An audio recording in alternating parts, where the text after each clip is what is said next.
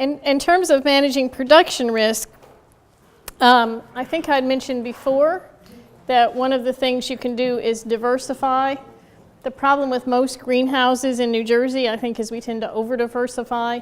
So there's a nice balance, because if you do kind of like the Dutch growers and you only grow one crop in your whole greenhouse, that can be very efficient as far as labor management and so forth. But if somebody decides that they're not going to buy tulips this year, or you get hit with a disease that wipes out your whole greenhouse, there's some risk there.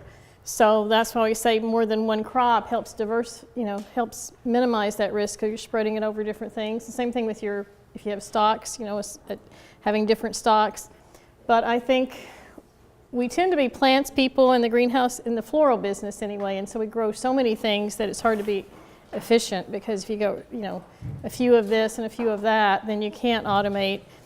So I would say look at that, and maybe some things that you do best, do those, and then consider buying some products from someone else to fill in some of the mix that you need, especially if you're small.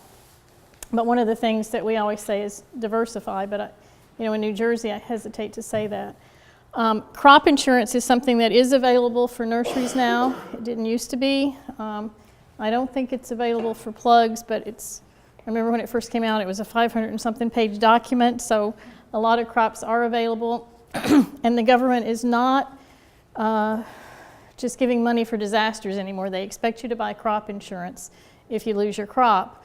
I mean, the good thing about greenhouse crops, for the most part, they're less than a year. So if you lose the crop, you can recover. It's not like orchards where you've got a huge number of years invested, but it's still a huge loss. You've got high value crops in there. So I would consider looking at crop insurance. It's in the new Farm Bill. It is subsidized in terms of what you pay in versus how much is paid out. It may not work. You hope that you don't have to collect on it. That's really what it is insurance. But it's something definitely to take a look at to reduce your production risk. And then in terms of technologies, because probably your biggest cost is labor. So if you can look at ways of automating, that will help you get more production out of your greenhouse. So when you want to start a new enterprise, what are the relationships between the existing enterprise and a possible new one? And hopefully they complement each other. Are there markets for that product? Are they the same markets? Or are you looking at a different market? Sometimes the way of diversifying is going into a different market. Are you going to need more labor, or can you more effectively use the labor?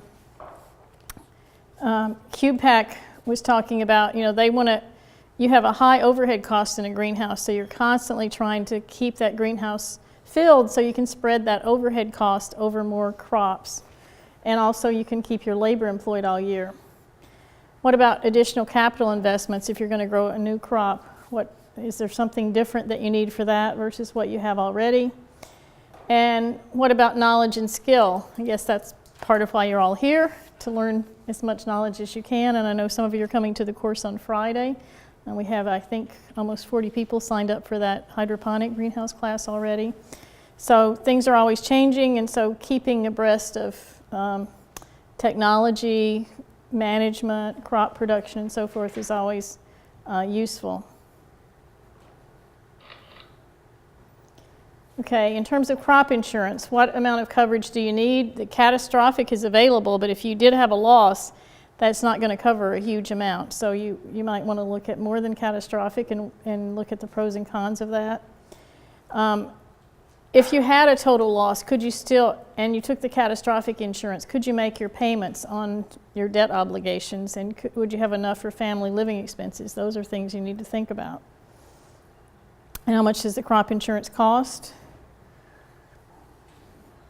Okay, when you're looking at new technologies, I know a lot of people are going more and more to insect predators, and this becoming, I guess, something that a lot of greenhouses are doing, and it's more effective now.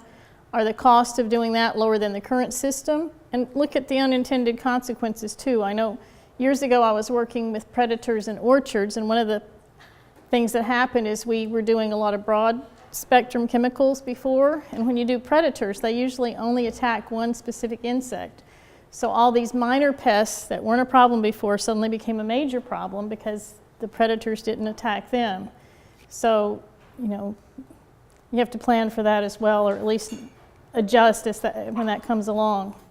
So, this is a picture from, I think I told you I've been working in Turkey for the last 4 years, mostly with vegetable greenhouse growers, and these are what the people there considered peasant farmers. They're very intelligent. They've been doing this for a long time. They understand how to grow, and I think until we had our class, sadly, they were thinking, well, I want to send my kids to college and get them off the farm, whereas we're sort of going the opposite way here. But one of the things that they're very proud of is when you're in a greenhouse, you're confined, and if you're growing things like tomatoes, you need air movement or something to pollinate the plant, so they're bringing in bees as pollinators.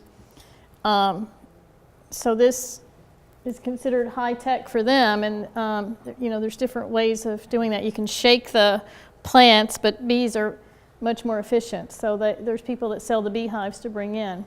Into the greenhouse. Into the greenhouse, right. And just like you said with the ladybugs, I think you have to replace them every so often.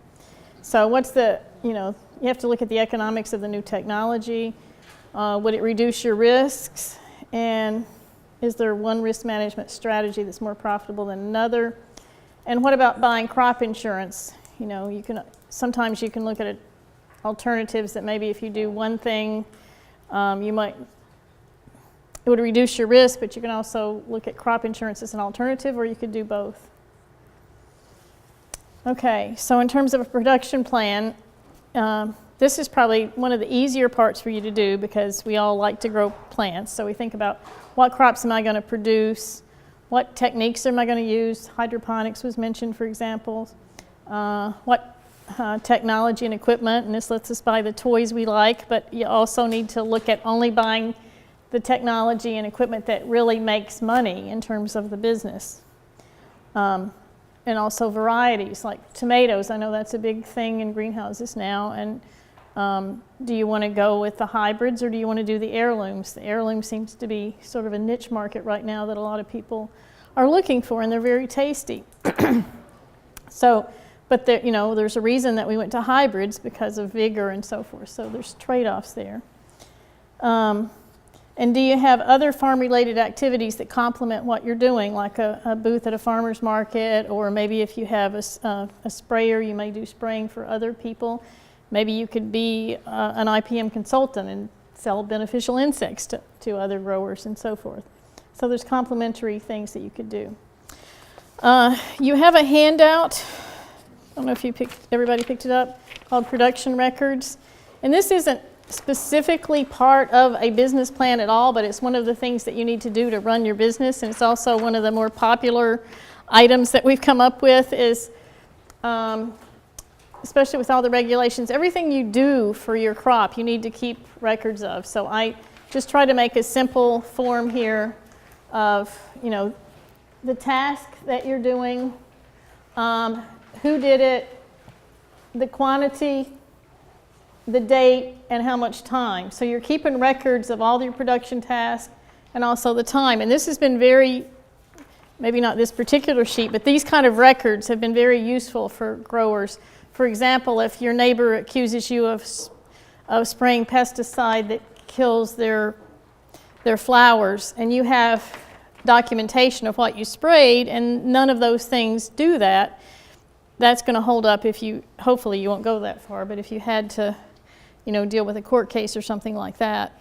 Also with traceability now, with any products, especially food that comes out of your greenhouse, if something happens, you've got records that you've done everything the way you should do, what you did it, when you did it.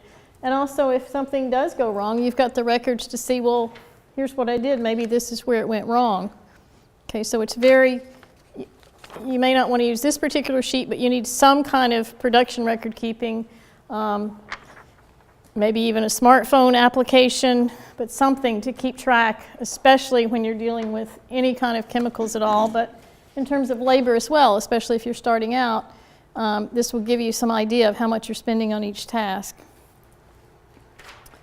Okay, so one of the things you need to do for your business plan, I know several of you are working on Ag Plan, is a production plan. And if you go all through the notebook, the business planning workbook, we're talking about Mrs. Green Jean's greenhouse, and we say that she's a small nursery located in Anywhere, USA.